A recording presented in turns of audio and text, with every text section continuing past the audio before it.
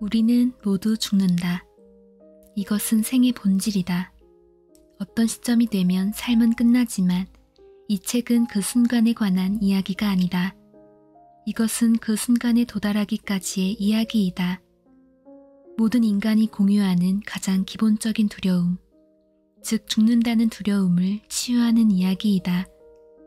오직 이 두려움을 치유한 뒤에 그리고 그것에 수반되는 다른 두려움들, 고통의 두려움, 상실의 두려움, 변화의 두려움, 충분하지 못하다는 두려움, 사랑받지 못한다는 두려움을 치유한 뒤에야 살아갈 수 있는 삶에 관한 이야기이다. 이 책은 의사로서, 연구자로서, 구도자로서 나의 여정을 기록한 글이다. 여러 해 동안 나는 심장질환 치료를 위한 오니시 프로그램의 의료 책임자로 활동했다.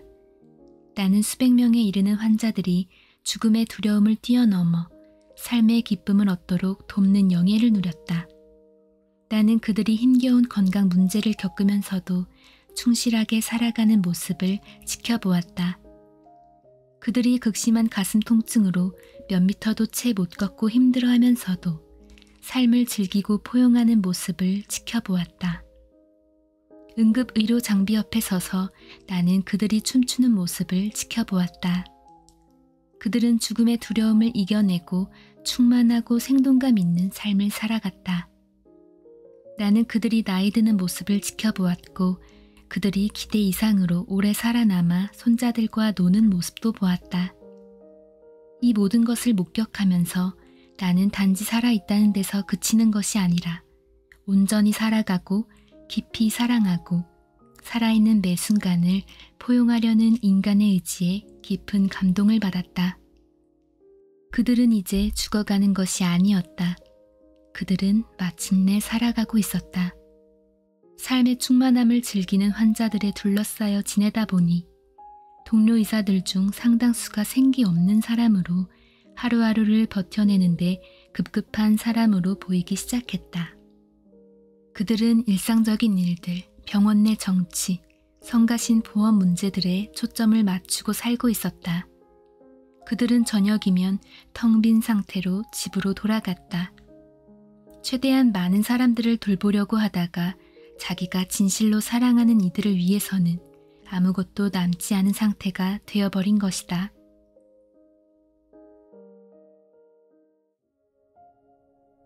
(2009년 7월 19일) 나는 베이컨, 양상추, 토마토를 넣어 내가 먹을 샌드위치를 만들었다. 그런데 두 입을 먹고 나니 갑자기 배가 불러오는데 꼭 샌드위치가 가슴에 걸린 느낌이었다. 마치 골프공을 삼킨 기분이었다. 압박감과 가벼운 통증이 가슴 아랫부분에서 차오르기 시작했다. 의사로서 나는 식도가 매우 부드럽고 유연하며 마치 크게 부풀었다가 바람이 빠지는 풍선처럼 상당한 양을 받아들일 수 있다는 것을 알고 있었다. 음식이 식도에 걸린다니 전혀 정상이 아니었다. 팀 소업이라는 동네 위장병 전문의는 다음날 바로 나를 검사해 주기로 했다. 사흘이 지난 24일 오후 5시에 나는 팀에게 전화해서 조직 검사 결과가 나왔는지 물었다. 팀은 주저했고 그 주저함에서 우리는 말하지 않고 있는 것이 무엇인지 다 알았다. 식도 먼 쪽에 선암종이 나왔어요. 쉬운 말로 하자면 식도 아래쪽에 암이 있다는 이야기였다. 그 순간 나는 내 삶이 이제까지와 결코 같지 않으리라는 것을 깨달았다. 난 이것이 아주 안 좋은 암이라는 걸 잘 알았다. 이 진단을 받고 살아난 환자를 본 적이 없었다. 편안하거나 고통 없는 죽음도 아닐 터였다. 그 순간 나는 불안하지도 않고 동요하지도 않았다. 내가 느낀 차분함은 뜻밖이다 못해 거의 충격적이었다. 나는 나무들을 응시하며 평화로이 앉아 있었고 내가 왜 동요하지 않는지 궁금했다. 나는 52살이었고 방금 사형 선고를 받았다. 그런데 이상하게도 그것을 받아들일 수 있을 것 같았다. 그러다가 문득 무기력함을 느끼기 시작했다. 나 자신 때문이 아니라 내가 사랑하는 사람들에게 일어날 일들 때문이었다. 나의 아내이자 가장 좋은 친구인 K씨가 곧 집에 올 시간이었다.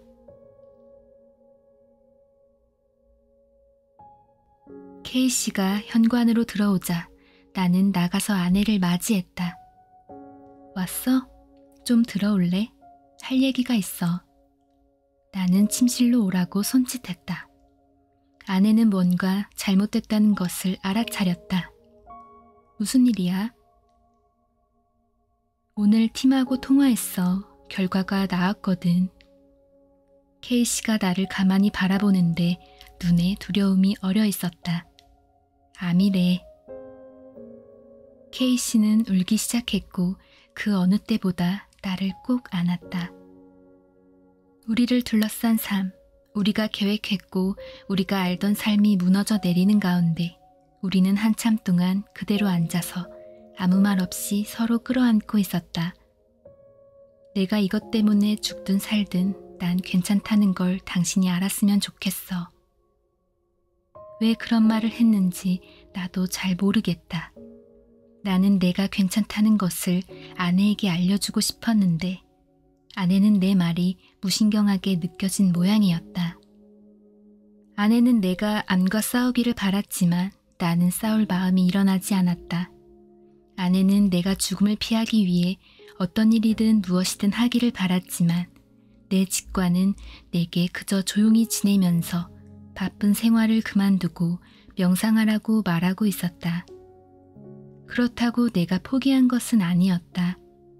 그저 동요하거나 불안해하지 않았을 뿐. 이것은 극한의 치료에 맞서 싸우고 견디는데 힘이 되어준다.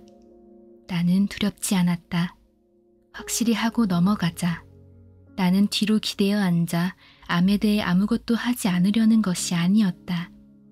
난 나의 삶을 사랑했고 분명히 더 살고 싶었지만 죽음이 두렵지는 않았다. 수년간 나는 오늘은 죽기에 좋은 날이라고 가르쳤다.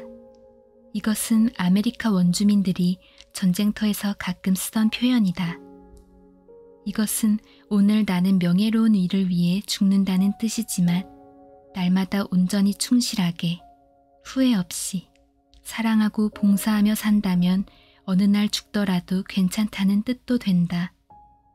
그 순간까지 내 삶은 사랑, 웃음, 멋진 음악, 배움, 가르침으로 가득했다. 내가 사랑하고 경탄하는 아내가 있고 함께여서 자랑스러운 아이들이 있었다. 나는 영성과 나보다 훨씬 거대한 그 무엇과 연결되어 있다는 것을 가슴 깊이 느꼈다. 곧 잃어버릴 삶에 내가 그렇게 감사한다는 말이 이상하게 들릴지 모르겠지만 나는 사람들과 조금은 다른 각도에서 삶에 접근했다. 지난 20년간 날마다 나는 감사하기를 연습했다. 나는 날마다 감사한 일들을 생각하며 하루를 맞이했고 밤이면 감사한 일들을 기록하면서 내가 얼마나 행운아인지 상기했다.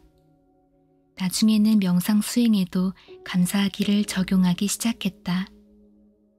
감사는 작은 실천으로 큰 대가를 받는 방편이 되었다.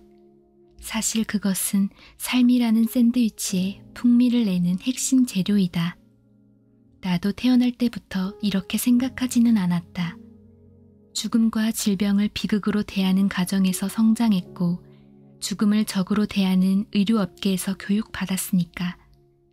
하지만 2009년 7월 24일은 내게 한마디로 죽기에 좋은 날이었다.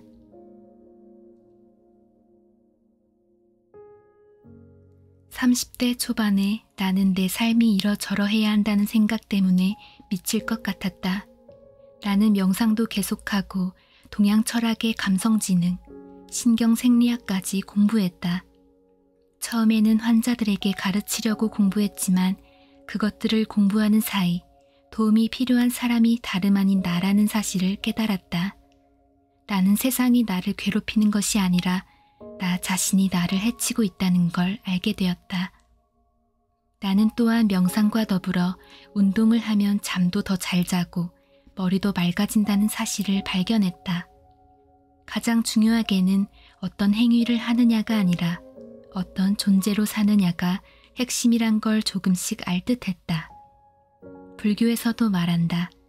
깨닫기 전에는 나무를 하고 물을 길어라. 깨닫고 나거든 나무를 하고 물을 길어라. 나는 반복되는 하루하루를 맑은 정신으로 행복하게 살아가는 법을 배워야 했고, 그렇게 하면 자연스럽게 목적과 의미를 발견하고 진실한 자신으로 살아가게 된다는 것을 이해해야 했다.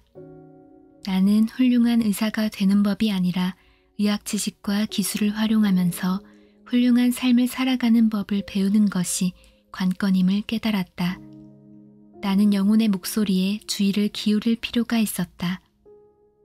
나는 삶에서 일어나는 사건들을 내가 거의 제어할 수 없다는 점과 때로는 저주가 축복이 되기도 한다는 점을 서서히 배워나갔다. 나는 역경이나 시련에 감사하는 법을 배웠다. 내가 즐거움, 기쁨, 재미를 찾는다면 즐거움, 기쁨, 재미를 발견할 터였다. 문제, 스트레스, 아픔을 찾는다면 나는 그것들을 발견할 터였다. 나는 매일 밤 내가 감사하게 여기는 일 3가지를 K씨에게 말하거나 글로 기록하면 하루하루가 더 즐겁고 기뻐진다는 사실을 발견했다. 두려움과 불안이 서서히 잦아들었다. 나는 스트레스 요인들을 삶의 일부로 받아들이게 되었고, 그러다 보니 내면의 평화를 발견했다. 이것은 25년 뒤에 내가 암에 대처할 때 큰 도움이 되었다.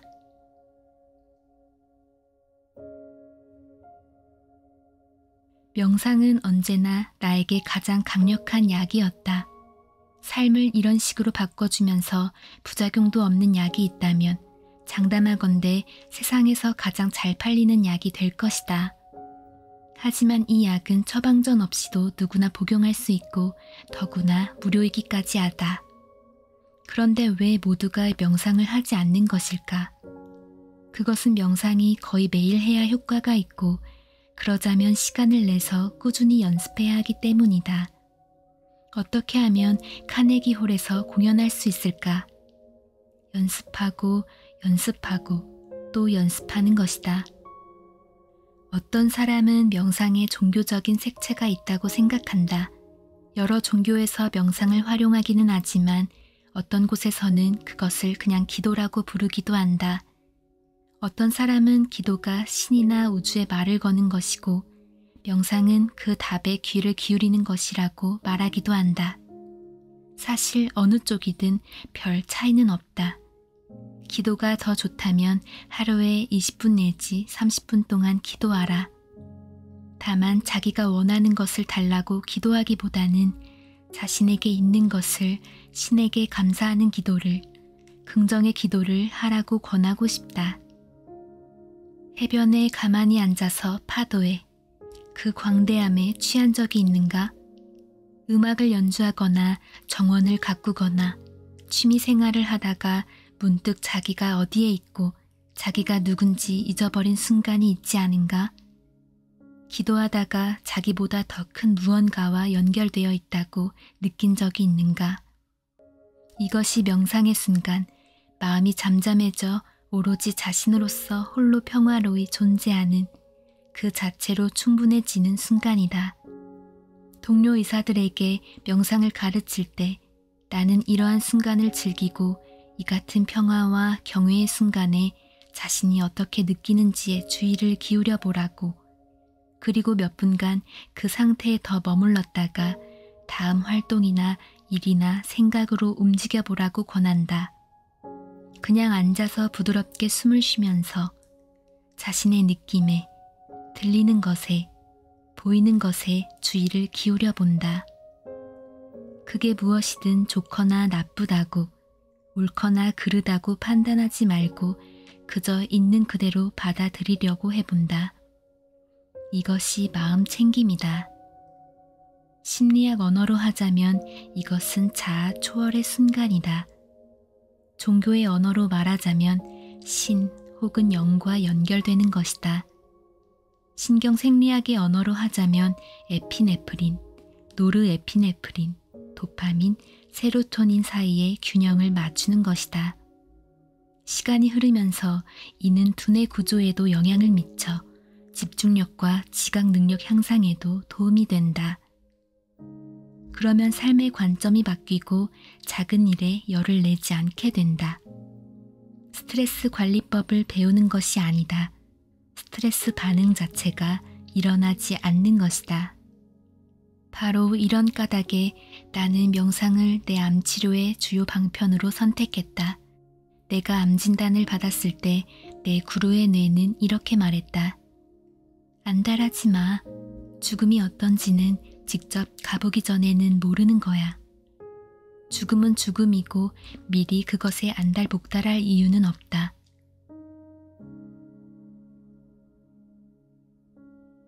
명상과 요가를 할수록 나는 사건을 예측하고 사람을 읽고 다른 사람이 본 것을 볼 수 있는 능력이 더 강해졌다. 아주 이상했다. 이것은 현실인가 아니면 상상인가? 내가 현실 감각을 잃어버리고 있는 것일까? 시간이 흐르면서 나의 직관적인 삶은 상상도 못한 체험으로 이어졌고 나는 내가 제정신인지 의심할 지경에 이르렀다. 이른바 전생이라는 것을 체험하기 시작한 것이다. 환생을 주제로 한 영화나 책을 즐겁게 감상하는 편이긴 했지만 나는 그것이 실제라는 생각에는 매우 회의적이었다. 내 전생의 기억은 계속해서 떠올랐다. 여러 생애에서 나는 의사였다.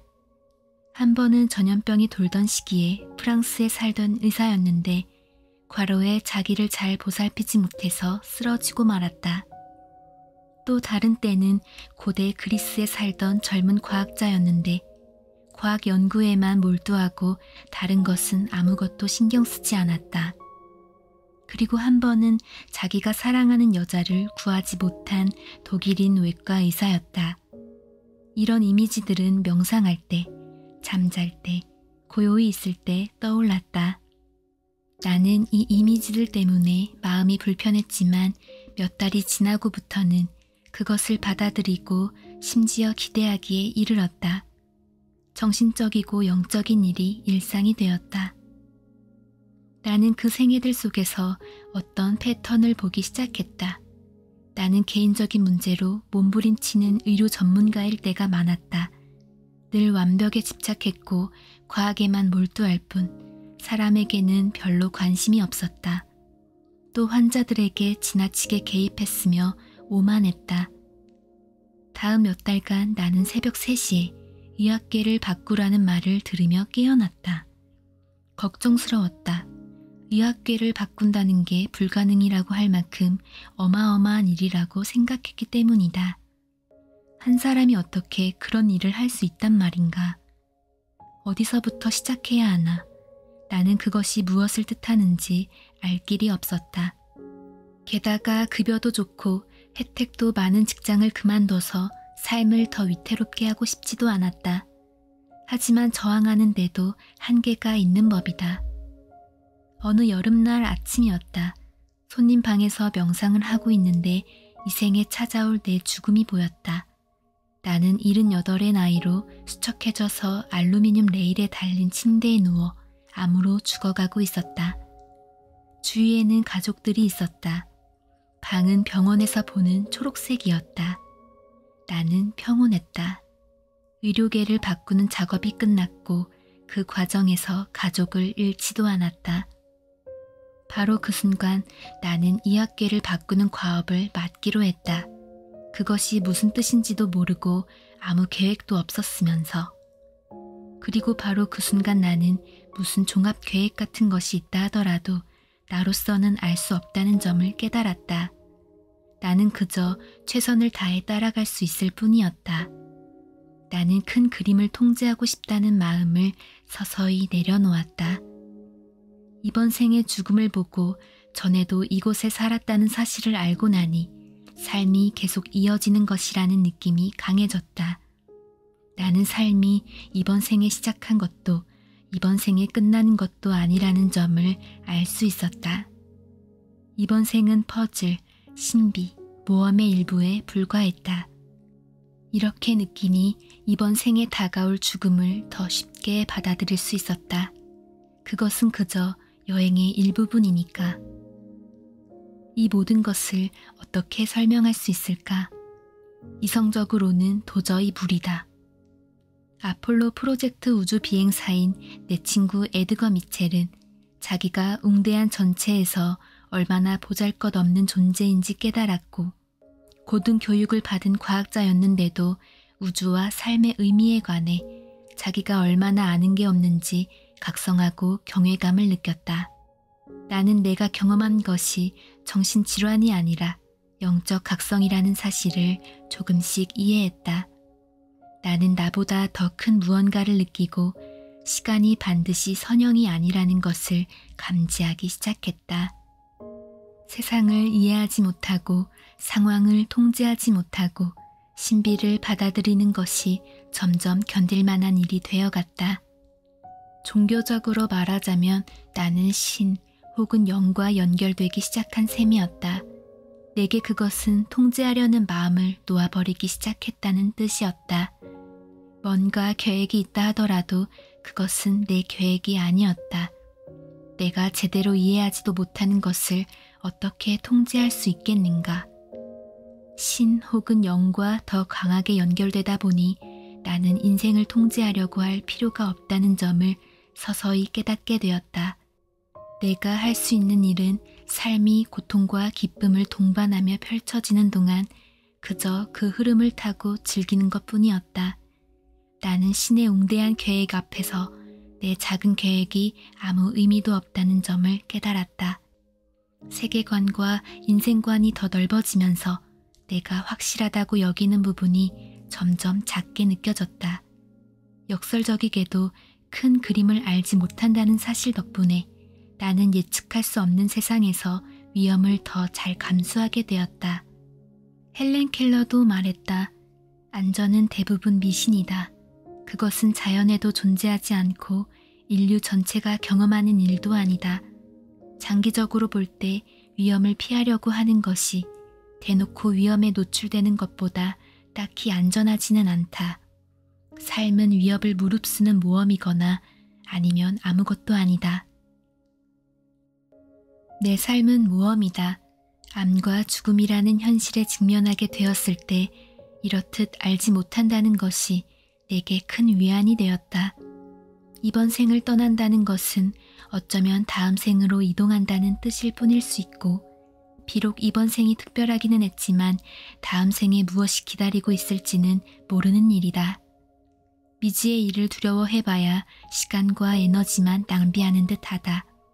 지금 먹는 샌드위치가 마지막이 아닐 수도 있다는 점을 알면 한 입 먹을 때마다 샌드위치가 조금씩 작아져도 그리 아쉬워하지 않게 될 것이다. 앞으로 어떤 일이 일어날지는 사실 누구도 모른다. 훌륭한 아이디어와 사업 계획이 실패한 경우가 얼마나 많은가. 이런 생각은 불편할 수도 있고 반대로 해방감을 줄 수도 있다. 통제가 안 된다는 생각에 불안해진다면, 혹은 두려움 때문에 과감하게 도전도 못하고 새로운 일도 시도하지 못한다면 그런 생각이 언짢고 무섭게 느껴질 것이다. 그러면 창의성이 짓눌리고 온전하게 살아가는 데 방해가 될 것이다. 하지만 긴장을 풀고 받아들이려고 한다면 통제가 안 된다는 생각에서 오히려 해방감을 느낄 수도 있다. 이런 식으로 살아가면 경의와 호기심이 깨어난다. 그것은 창의성과 성장의 발판이다. 그저 삶을 살아가고 최선을 다하고 다가오는 순간순간을 즐기면 된다. 그렇다고 아무것도 신경 쓰지 말고 어쩔 수 없다는 말만 하며 돌아다니라는 얘기는 아니다. 사회 규범과 도덕 규범은 타인과 더불어 살아가는 능력을 향상시키고 타인에게 되도록 해를 덜 끼치도록 하기 위해 생겨난 것이다. 결국 나도 천국과 지옥이라는 개념을 배제하지는 않는다. 그러니 각자 자신에게 맞다고 느끼는 쪽으로 잘 선택하면서 살아가면 된다. 통제하지 못한다는 사실을 받아들이면 어떤 일이 일어나든 받아들일 수 있다. 그것이 좋은 일일 수도 나쁜 일일 수도 있지만 어느 정도 시간이 지나기 전에는 알 길이 없다는 사실도 받아들일 수 있다. 따라서 어떤 일도 나쁘게 느껴지지 않게 된다. 헬렌 켈러가 말했듯이 삶은 대단한 모험이 될 수도 있고 모든 사건은 배움의 경험이 될 수 있다. 우리는 자신이 살고 싶은 세상을 선택하게 되어 있다. 그곳은 두려움과 제약의 집이 될 수도 있고 신비와 창의성의 집이 될 수도 있다. 당신은 자신의 약점과 남들의 약점에 분노를 느낄 것인가 아니면 연민을 느낄 것인가? 죽음의 두려움을 느낄 것인가 아니면 삶의 기쁨을 느낄 것인가? 그것이 전부다.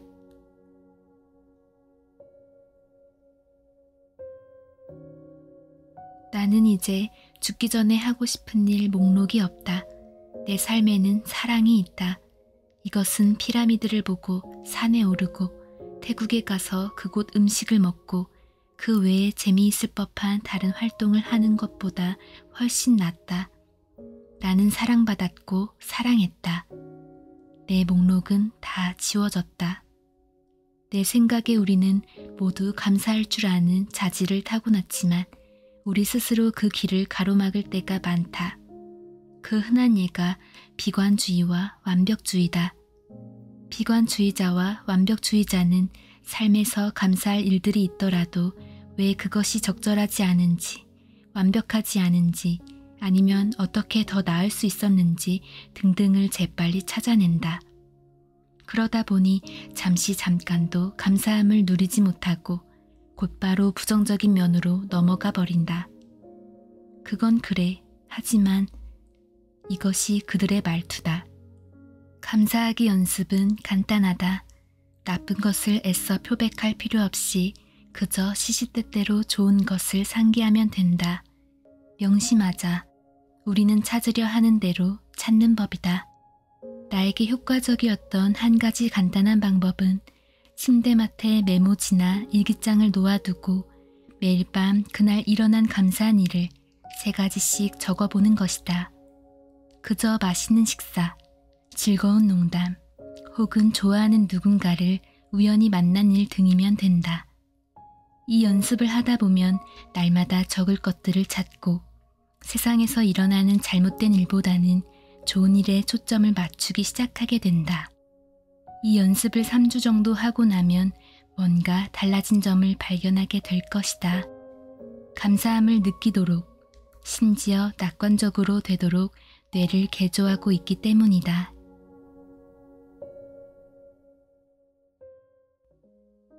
우리는 자신이 사는 세상을 스스로 창조한다. 어떤 이는 크고 넓게 자신이 성장할 공간이 있는 집을 짓고 어떤 이는 자신을 작고 제한된 존재로 느끼게 만드는 조그만 상자 같은 아파트를 짓는다. 어린 시절에 나는 우울과 불안이라는 신경 상상의 상자에서 살았다. 그곳은 똑똑한 사람은 의사나 변호사가 되고 인간관계는 텔레비전이나 영화에서 날마다 접하는 이상적인 이야기대로 흘러가는 세상이었다. 좋은 사람들은 좋은 일을 겪고 사랑은 순수하고 로맨틱하며 나쁜 놈들은 결국 잡히고 마는 세상. 그때 나는 삶이란 그것이 전부라고 믿었다. 나는 내가 만든 작은 상자를 떠나고 싶은 마음이 없었다. 그곳에서 모든 것이 잘 되고 있다고 믿을 만큼 일도 잘 풀렸고 편안하고 안전하다고 느꼈기 때문이다. 나는 내가 왜 바꿀 수 없는지 정당화하기 위한 구실들을 찾아냈다. 아내와 아이들도 있고 책임을 맡은 일도 있었다. 그러한 삶을 만들어내기까지 아주 긴 세월을 투자했기 때문에 변하려는 욕구보다 변화의 두려움이 훨씬 컸다. 현 상태를 유지하기만 해도 그럭저럭 지내기에 괜찮았고 따라서 나는 변해야 한다는 생각을 피하려고 자신에게 성공적인 삶에 관한 이야기를 잔뜩 들려주었다. 내 방어 기제는 강력했다. 나는 아내와 아이들이 있는 잘나가는 의사였다. 모든 것이 훌륭하다고 느껴지는 게 당연할 법한데 오히려 뭔가 안절부절 못하는 마음이 내 안에서 자라기 시작했다. 이 마음은 불안과 불만족으로 발전했고 그때는 이런 표현을 쓰지 않았을 테지만 여하간 내 영혼이 자기에게 필요한 것을 나에게 요청하기 시작했다. 새로운 자아, 새로운 세계, 무언가 더 큰 것을. 그러자 변하려는 욕구가 서서히 변화의 두려움보다 커졌다. 그래서 나는 매일 아침, 매일 저녁, 하루도 쉬지 않고 벽을 긁어냈고 마침내 한 줄기 빛이 새어 들어오기 시작했다. 벽이 얇아지면서 내가 만든 감옥 바깥에도 뭔가가 있다는 것을 알 수 있게 된 것이었다. 그 작은 희망의 빛을 보자 그때까지의 노력이 가치 있게 느껴졌고 변화도 가능하겠다는 생각이 들었다. 여기에 고무되어 나는 더 긁어냈다. 수년 동안 긁어내고 몸부림치고 반성하며 인간관계들 속에서 문제를 겪고 나니 상자의 작은 구멍이 넓어져 내가 밖으로 나갈 정도의 크기가 되었다. 내가 발견한 곳은 무시무시한 미지의 장소로 예전의 감정과 생각들이 모두 그대로 살아있었다. 하지만 그곳에는 그런 생각과 감정이 곧 내가 아니라 그저 순간순간 나를 지나쳐가는 것일 뿐이라고 말하는 새로운 세계관도 함께 있었다. 내가 새로 들어간 이 세계, 이 새로운 집은 초월, 분노, 우울, 기쁨의 장소였고 나는 그것들에 대해 모두 대처해야 했다. 사랑 말고는 나를 지켜줄 보호막이 없었다. 어떻게 된 일인지 나도 모르는 사이 나는 내가 지낼 새 집을 만들어 버린 것이다. 그곳은 성장하기에도 안전하면서 동시에 위험한 미지의 장소로 모험을 떠나기에도 적합한 공간이었다. 이 집에서 삶은 모험이 되었고 난관은 그저 뛰어들어 경험하면 되는 일이었다. 그리고 뛰어들 때마다 나는 더 강해져서 돌아왔다. 매번 나는 생기를 얻었고 새로워졌다. 작고 좁은 벽 안에 갇혀 있으면 그 바깥에 무엇이 있는지 볼 수가 없다. 고통의 상자 속에 있다면 벽을 긁어내라. 우울의 상자 속에 있다면 벽을 긁어내라. 완벽주의의 상자, 그것 역시 긁어내라. 자기 연민의 상자도 긁어내라. 거기에 자기 목숨이 달려있는 것처럼 긁어내라. 실제로 그렇기 때문이다.